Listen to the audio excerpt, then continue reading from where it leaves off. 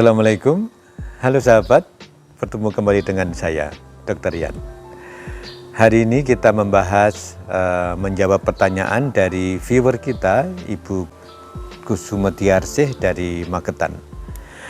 Ditanyakan, kalau ada mioma multiple, ketika dilakukan operasi, apakah harus diangkat kandungannya? Sahabat sekalian, silahkan klik di sesi-sesi sebelumnya, apa itu mioma uteri dan bagaimana klasifikasinya. Mungkin saya review sebentar. Mioma uteri adalah tumor jinak dari rahim, dari otot rahim. Otot rahim namanya leiomeoma, jadi dia termasuk kelompok yang tidak ganas, bukan kanker. Nah, mioma ini bisa memang tunggal, tapi bisa multiple. Nah, multiple myome atau mioma multiple ini posisinya memang bisa di pinggiran dari rahim namanya subserus, bisa di dalam otot rahim namanya intramural, bisa juga di sisi dalam namanya submukosa. Nanti saya tunjukkan gambarnya. Nah, apakah harus diangkat kandungannya pada operasi ini? Jawabannya tidak. Jadi bukan berarti kalau mioma itu multiple kemudian harus diangkat kandungannya.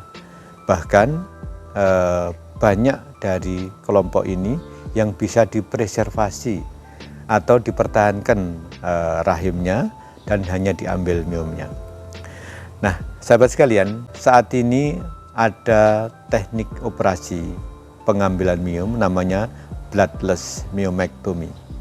Myomectomy atau mengambil miom dengan teknik yang memungkinkan perdarahannya menjadi lebih sedikit dan insya Allah lebih aman. Teknik tersebut adalah dengan melakukan blok atau menghambat aliran darah secara sementara ke arah rahim. Nanti saya tunjukkan juga ada mungkin foto-foto dari operasi di mana pembuluh darah yang mengalir ke rahim itu yang utama adalah dari arteri uterina dan dari arteri ovarika. Nah, itu kita blok sementara dengan klem dan dengan tourniquet. Sehingga ketika kita melakukan operasi pengambil miomnya, relatif darahnya atau perdarahannya relatif sedikit. Dan penurunan jumlah perdarahan itu signifikan, jadi bisa hampir tanpa perdarahan. Kemudian terkait dengan apakah harus diangkat kandungannya, sebenarnya faktornya banyak. Artinya bukan hanya multiple-nya, juga posisinya di mana.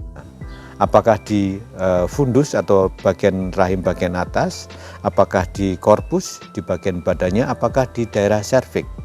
Karena kalau posisinya di daerah serviks, memang operasinya harus berhati-hati karena banyak pembuluh darah di sana, sehingga risiko terjadi perdarahan. Nah, faktor lain lagi adalah besarnya. Karena miom ada yang kecil, ada yang besar. Bahkan beberapa kasus yang pernah kita lakukan operasi, itu sampai seperti orang hamil 8 bulan, jadi besar sekali. Dan itu pun pada beberapa kasus masih bisa kita pertahankan, dan juga beberapa pasien sudah mempunyai keturunan pasca operasi pengambilan miom.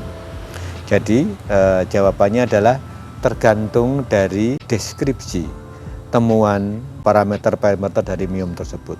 Jadi bukan hanya multiple aja, tapi posisinya di mana, besarnya apa, kemudian apakah wanita tersebut sudah punya anak dan sebagainya, apakah masih mempunyai keinginan tambah anak dan sebagainya, itu menentukan pilihan tindakannya.